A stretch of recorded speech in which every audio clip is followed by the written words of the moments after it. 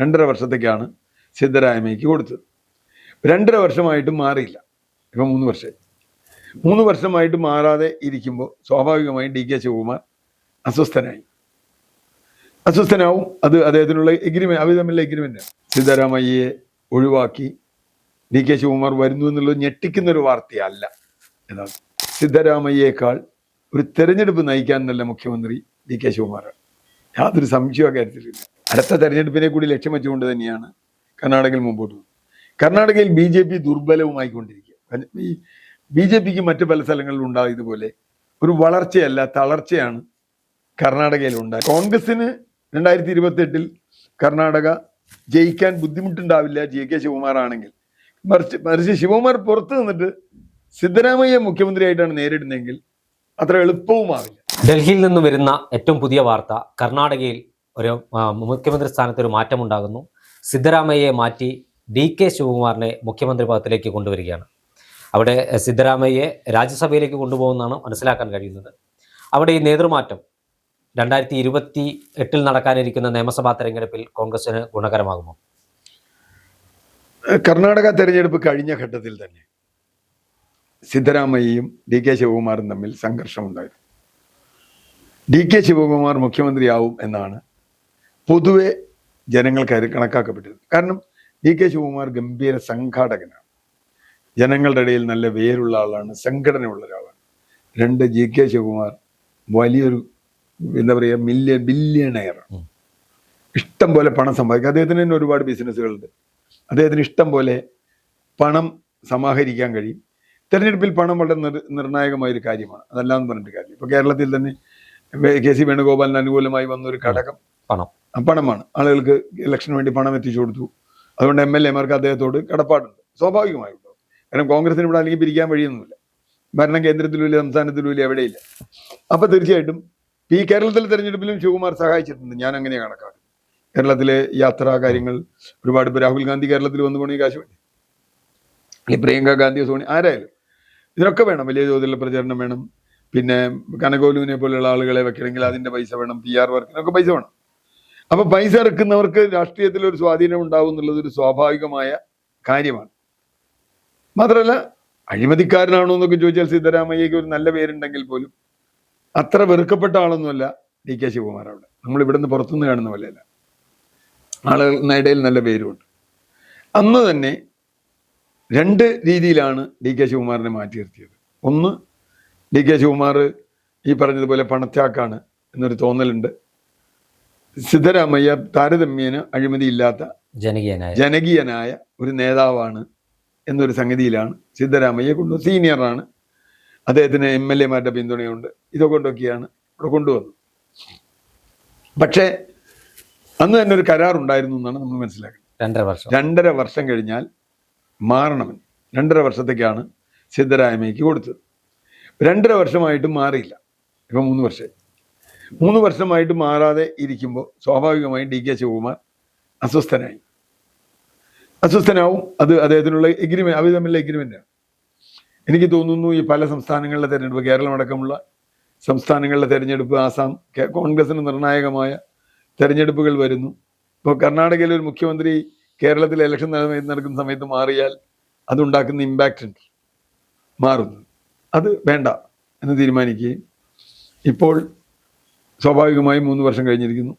ഇനി ഇദ്ദേഹത്തിന് ഒഴിയേണ്ട സമയമായി. സിദ്ധരാമയ്യയെ ഒഴിവാക്കി ഡി കെ ശിവകുമാർ വരുന്നു എന്നുള്ളത് ഞെട്ടിക്കുന്നൊരു വാർത്തയല്ല. എന്നാണ് രണ്ടാമത്തെ കാര്യം.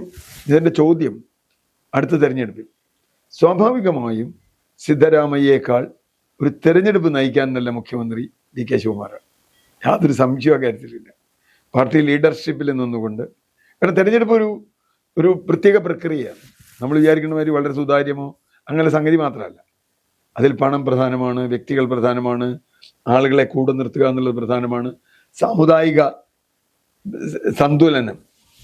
അവിടെ പ്രത്യേകിച്ചും അങ്ങനെയാണ്. ഒക്കലിംഗ, ലിംഗായത്ത്, അങ്ങനെയുള്ള നിരന്തരം നമ്മുടെ Nair, Ezhava, Latin Catholic, Syrian Catholic എന്നൊക്കെ പറയുന്ന പോലെയുള്ള ഇക്വേഷൻസ് ഉണ്ട്. ആ ഇക്വേഷനിൽ സിദ്ധരാമയ്യേക്കാൾ കൂടുതൽ ബെറ്റർ അത് മാനേജ് ചെയ്യാൻ ശിവകുമാറാണ് എന്ന് കോൺഗ്രസ് ഹൈക്കമാൻഡിന് അറിയാം. യൂത്തിനിടയിലും ശിവകുമാറിന് സിദ്ധരാമയ്യേക്കാൾ ഒരു അപ്പർ ഹാൻഡ് ഉണ്ട് എന്നാണ് നമ്മൾ മനസ്സിലാക്കുന്നത്. ആ സാഹചര്യമൊക്കെ പരിഗണിച്ച് സിദ്ധരാമയ്യെ ഒഴിവാക്കി അയാളെ രാജ്യസഭയിലേക്ക് വിടുക. രാജ്യസഭാ തെരഞ്ഞെടുപ്പ് വരുന്നുണ്ട്, രാജ്യസഭയിലേക്ക് വിടുക.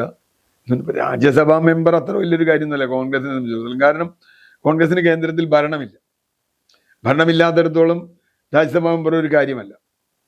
അതിനിടയിൽ ഒരു വാർത്ത നമ്മൾ അറിയാതെ കേട്ടത്, ആരോ പറഞ്ഞതാണ്, സത്യമായിക്കൊള്ളുന്നില്ല. ഖാർഗെ തമിഴ്നാട് മുഖ്യമന്ത്രിയാക്കിക്കൊണ്ട് ഖാർഗെ കർണാടക മുഖ്യമന്ത്രിയാക്കിക്കൊണ്ട് ശിവകുമാറിന് രണ്ടുപേരെ മാറ്റി നിർത്തുക എന്നത്.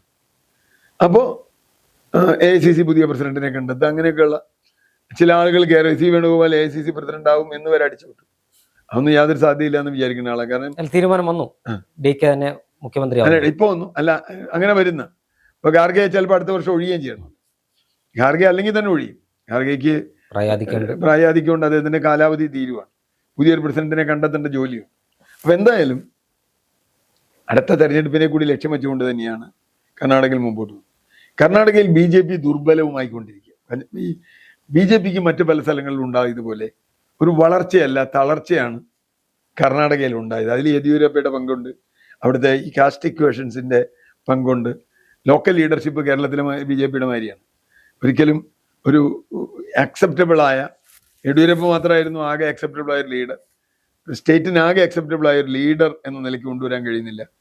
പിന്നെ മാത്രമല്ല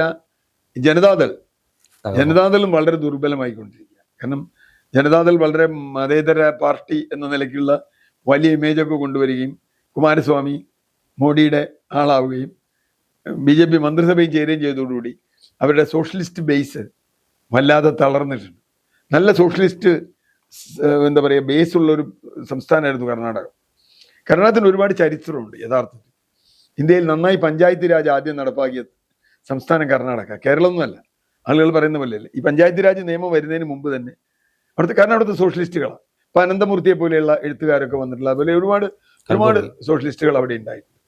ആ സോഷ്യലിസ്റ്റിന്റെ ഒരു പാരമ്പര്യം ഏതാണ്ട് ദുർബലമായി അത് ഏതാണ്ട് BJP ലയിച്ച മാതിരി ഒരു സ്ഥിതിയായി.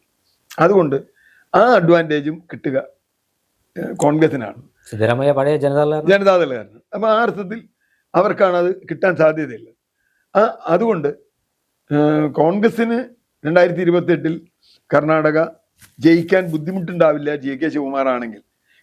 മറിച്ച് ശിവകുമാർ പുറത്തു നിന്നിട്ട് സിദ്ധരാമയ്യ മുഖ്യമന്ത്രിയായിട്ടാണ് നേരിടുന്നതെങ്കിൽ അത്ര എളുപ്പവുമാവില്ല. കാരണം സംഘടനാപരമായി ആ ശക്തി സിദ്ധരാമയ്യക്കില്ല. അദ്ദേഹം അറിയപ്പെടുന്ന ഒരു നല്ല ഗുഡ് ഫോർ നത്തിങ് എന്ന് പറയാവുന്ന ഒരു ആള് പോലെയാണ്. അതുകൊണ്ട് കോൺഗ്രസിന് ഗുണമായിരിക്കുമെന്ന് തന്നെ വിചാരിക്കുന്നുണ്ട്.